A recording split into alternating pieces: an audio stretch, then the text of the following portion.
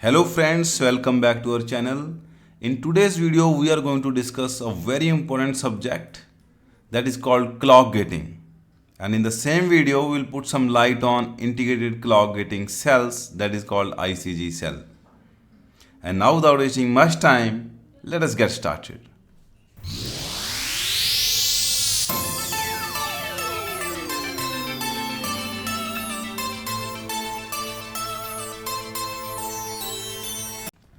Friends, before proceeding into the subject of clock gating, let us see what is the focus of our today's inventions, our research these days. The very first point is performance. We need faster devices. We need faster laptops, faster mobile phones. Every gadget should be fast. Friends, other very important aspect is chip area or device area. These days, more and more functionalities are coming, more and more applications are coming, but we don't want our gadgets to have bigger sizes. We don't want our mobile phone to grow, our laptop to grow. We want them in the same size, but with more and more functionality. And that is only possible if we can reduce the chip area and we can put more and more functionality into the same area. So this is very important aspect, low area, where research is going on. Because these days we are using mobile devices, mostly mobile phones, laptops, and we want them to work for many hours. That means those devices should consume lesser power. So we need some techniques through which our devices should consume very less power. So one of the very important technique to reduce power consumption is called clock gating. Now let us see the depth of clock gating.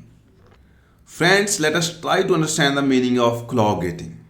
As the name suggests, we are going to gate the clock. Whenever we want to propagate our clock into the blocks inside the SoC, we will allow it.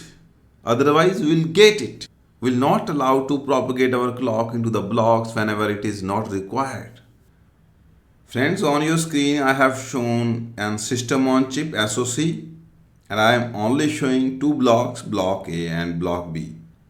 And here we are doing clock gating outside. So that means whenever we want to stop clock to propagate into block A and block B, we will gate it here only with the help of this enable signal. Similarly, if this clock is propagated into the block A and block B, and the local level also we can put a local clock gating, and with the help of these two enable signals we can control the propagation of this clock into block A and block B. But friends, the question arises, why do we need clock gating? Some of the times we see that some of the blocks are inactive inside the SoC. For example, block A is inactive and clock is coming to it. That will consume dynamic power consumption. Because clock is coming to it, many of the nodes inside the block A will toggle from 0 to 1 and 1 to 0. That will consume lot of dynamic power consumption. Similarly, the situation can be with block B. At one instance of time, maybe block A is active and at the other instance, only block B is active. But if clock is continuously supplied to these two blocks, they are going to consume dynamic power consumption even if they are in an inactive state, because toggling is happening within these two blocks. Friends, let me quote few examples of such blocks. One of the very popular is camera module. Whenever we operate our mobile phone or our laptop, we rarely use camera. But if clock is continuously supplied to the camera module, that is going to consume lot of dynamic power. And there is a trick where we can save our dynamic power consumption. Similarly, in most of the IPs available in the market, there is a configuration register space. And they are required only in the beginning for the configuration purpose. And later on, once the actual operation starts, when the actual data flow starts, they are not used at all. They remain in an inactive state. So there also we can save our power consumption. But how can we save power consumption when these modules or these blocks are in an inactive state? There only clock gating plays a role. If we know that camera module is inactive, and with the help of clock gating, we can stop the clock propagation towards the camera module. Similarly, once we know that configuration registers are done, with their operation and now they are inactive, we can stop the clock propagation towards the configuration register space. Friends, now we are going to discuss the clock gating circuitry in detail. Actually, a simple AND gate could be enough to gate clock, and it should be enough to stop its propagation to the logic. So this is a AND gate where we are applying clock, and this is a enable signal. If enable is 0, output of the AND gate will be always 0, so clock will be stopped going to the logic. If enable is 1, then only clock will appear at the output of AND gate and it is coming to the logic. Let us see the same behavior with the help of the waveforms. So this is the clock signal which is applied to this AND gate, and this is enable which is applied to the AND gate. And this is gated clock which is output of this AND gate. So clock is continuous clock. Enable is applied here, and whenever enable is applied, just do the AND operation, we are getting gated clock which is almost similar to the clock. One very important thing you should note here is, here enable is toggling when clock level is 0, and we don't see any impact on the gated clock. Everything is fine. But now the second time when enable goes high, it is going high when the clock level is level 1. Now see what is the behavior here. Because ANDing operation will happen between clock and enable, so this part of the clock is chopped off. So only partial part of the clock level 1 appears here. It is like a glitch, or you can say clock is chopped. So this is the problem. If enable toggles in the region where clock is level 1, then it is a problem. But if it is toggle when clock level is 0, it's not a problem. So this is the limitation of clock gating with the help of only AND gate. Friends, what is the conclusion here? I have written it. If enable toggles in level 0 of clock, gated clock is not chopped, or there will not be any glitch in the clock. But if enable toggles in level 1 of the clock, gated clock will be chopped and there will be glitch in the gated clock. So then what is the remedy? Friends, if by any mechanism I can ensure that if this enable is toggling when logic level 0 of the clock is there, I can apply this enable signal to the AND gate.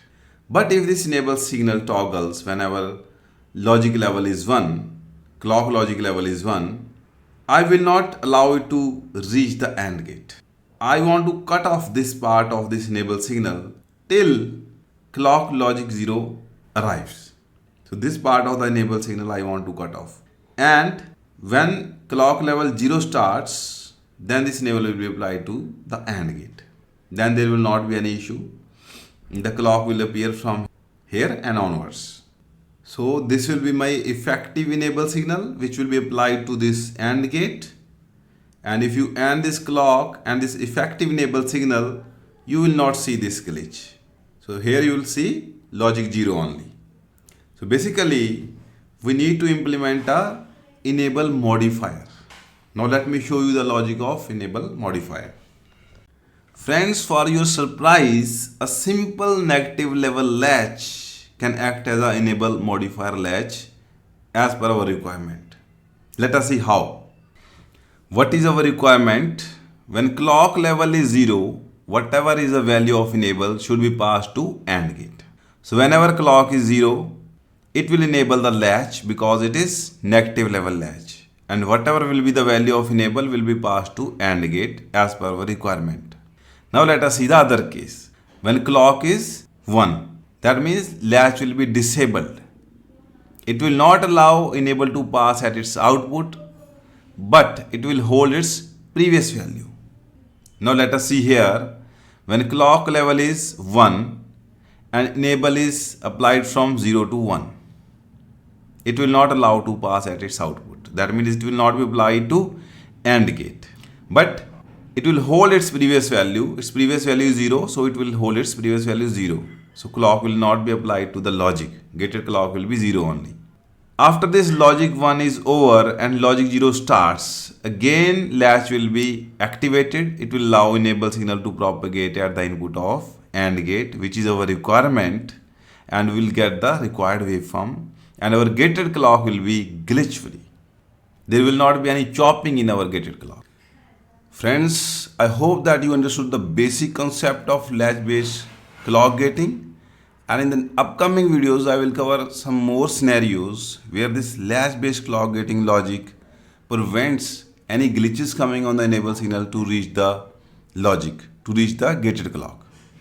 And in the upcoming videos we are going to cover many other facts about clock gating, especially in terms of ASIC and FPGA domain, and we will cover some interview questions related to clock gating. And those who are interested to know those all facts and they want to watch those videos, don't forget to subscribe my channel, and to get the notification of all the upcoming videos, don't forget to press the bell icon.